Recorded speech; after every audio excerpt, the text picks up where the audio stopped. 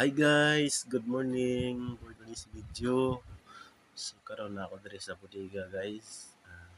Pasensya lang gud kay mo ha kay nagyayay niyo ha nga Agila Vlog. Tulo na ka adlaw nagyayay. Una nga dili kay ko ka-upload sa kuang vlog kay ambot tungod siguro po ni sa panahon guys. Grabe ka init diri sa Davao. Na diri tanan ng kainit, usahay mag-ulan. Sa Alisngaw siguro ni sa kainit ba.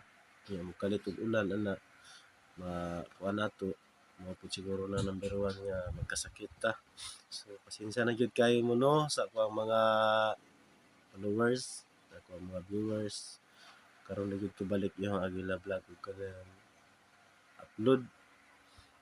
Basin gani minsan ako ka busy guys, basin pag na ako'y sakit, na ako'y gibati, laban yapon ko, nag-duty yapon ko.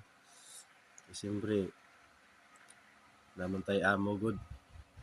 Di ba puta pwede maka-absent kay siyempre kulang man good ang tao po din sa amuang gitrabahoan guys. So dili lang nako taason ako ang video ug salamat kaayo no. Thank you and God bless you. I love you.